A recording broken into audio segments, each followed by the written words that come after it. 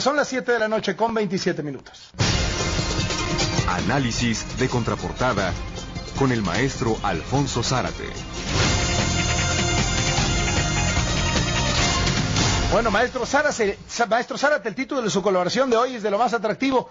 ¿Cómo se gana una elección y cuáles son los ingredientes que llevan al triunfo? Así que, para todos los suspirantes que nos están escuchando, maestro Zárate, arránquese. Bueno, yo creo que son muchos los factores que inciden sobre los resultados electorales, pero yo identifico 10 que voy a comentar. El primero, creo, y naturalmente es un ingrediente crucial, son los partidos, es decir, las maquinarias electorales. Y desde luego también los saldos del proceso de selección dentro de los partidos. ¿Esto qué quiere decir? Que en ocasiones la disputa por una candidatura entre 2 o entre 3 aspirantes deja lastimaduras y que a veces... Si se va uno de los fuertes, pues se lleva votos, ¿no? Así es, entonces ya hemos visto en otras ocasiones la decisión de alguien que siente que tiene que tiene un enorme respaldo y que sin embargo no es apoyado por su directiva y se va a otro partido y desde el otro partido le hace una mella importante al partido en el que originalmente participaba. El segundo ingrediente, que también me parece que es crucial, es el candidato. Esto es algo que se ha visto lo mismo en México que a nivel internacional, que cada vez más el elector tiende a votar más que por un proyecto o por un partido, por un candidato. La comunicación, casi diría psicológica, el clic que hace un candidato con los electores y que los lleva a votar por ellos.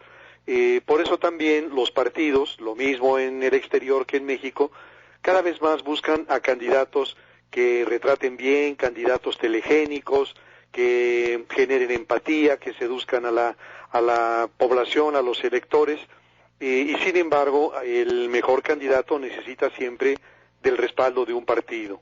Una tercera variable son los apoyos gubernamentales, las prerrogativas y la disponibilidad de recursos de ese candidato o de ese partido.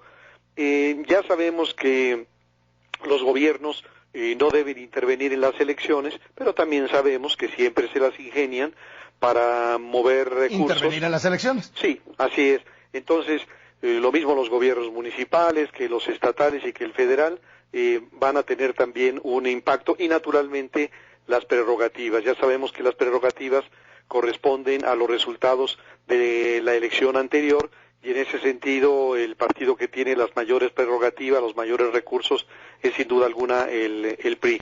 Y desde luego los partidos obtienen apoyos de donantes, en ocasiones secretos, que también influyen en el resultado.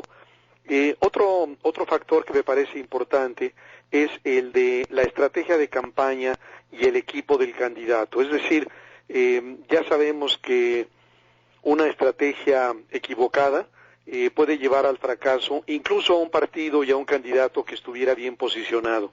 Y aquí creo que vale la pena recordar el caso del Partido Acción Nacional y de su candidato a jefe de gobierno del Distrito Federal, Carlos Castillo Peraza, que en aquel momento equivocó el equipo de campaña, equivocó la estrategia y por ejemplo, llegó a espacios claramente definidos con sus adversarios. Por ejemplo, llegar a la Facultad de Ciencias Políticas de la UNAM, un espacio en aquel momento muy perredista, muy de izquierda, y entonces una pequeña derrota se convierte por los medios en una gran derrota, o ir a hacer campaña a un mercado público o espacio controlado por el PRI, en donde de nuevo una pequeña derrota se convierte en una gran derrota. Y un hombre como Castillo Peraza y un partido que parecía destinado a ganar el gobierno del DF, terminó en esas elecciones en el tercer lugar. La siguiente variable que por cierto tiene que ver con lo anterior es la oferta electoral. Por eso cada vez más los estrategas políticos buscan identificar, ya no en términos generales qué es lo que la gente está esperando, sino que segmentan a la población de tal forma que identifican, por ejemplo, a el segmento de jóvenes estudiantes, de jóvenes trabajadores, de jóvenes que que son ninis o de amas de casa o de mujeres trabajadoras, para tratar de darles mensajes específicos a esos grupos. Y desde luego en elecciones más generales como las de gobernador o las de presidente de la República se ubican los temas más sensibles para los mexicanos, que siguen siendo crecimiento económico y empleo, seguridad pública. Y en fechas recientes está creciendo el tema de la corrupción como un tema de importancia para los electores. Una sexta variable serían los amarres que tenga el candidato o el partido con importantes poderes fácticos. Por ejemplo, en un estado, el apoyo de medios de comunicación muy importantes, muy influyentes, muy creíbles, o el apoyo de organizaciones, quizá de trabajadores, sindicales, que tienen capacidad también de movilización. Un siguiente factor que me parece influirá en el resultado electoral es el desempeño del gobierno que está en curso o el gobierno que se va. Es decir, de alguna manera la elección es un plebiscito para el gobierno en turno y por eso muchos de los temas de la agenda electoral se centran en el desempeño, bueno o malo, del gobierno. En ocasiones esta elección intermedia se piensa como una especie de plebiscito para el gobierno del presidente, en este caso del presidente Peña, pero también en el caso de las disputas de los gobiernos de los estados, un mal desempeño de un gobernador, digamos de PRI, de PAN, de PRD, tiende a contaminar y afectar al candidato de su partido.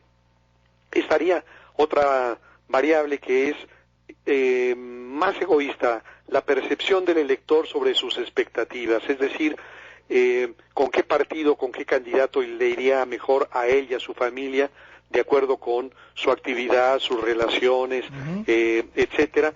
Y un último ingrediente que es el comportamiento al final de cuentas del votante y de los indecisos. Hoy lo que estamos viendo en las diferentes encuestas es que... Maestro Zárate, sí. Vamos a hacer una pausita y sigue después del corte. Con gusto. Gracias. Son las 7 de la noche con 38 minutos. Estamos escuchando al maestro Zárate decirnos cómo se ganan las elecciones. Maestro Zárate, nos agarró el corte, ya sabe que aquí no se controla eso. Entonces, háganos el favor de recapitular, mencionar claro que sí. Cuáles han sido los factores y adelante recuento con el comentario, pues. Yo diría que los 10 principales factores que deciden finalmente una elección son, en primer lugar, el partido, es decir, la maquinaria electoral. En segundo, el candidato, qué capacidad tenga el candidato para comunicarse, para seducir a los electores. En tercer lugar, los apoyos gubernamentales, las prerrogativas y la disponibilidad de recursos del candidato y del partido. En cuarto lugar, la estrategia de campaña y la capacidad del equipo del candidato para conectarse con el elector.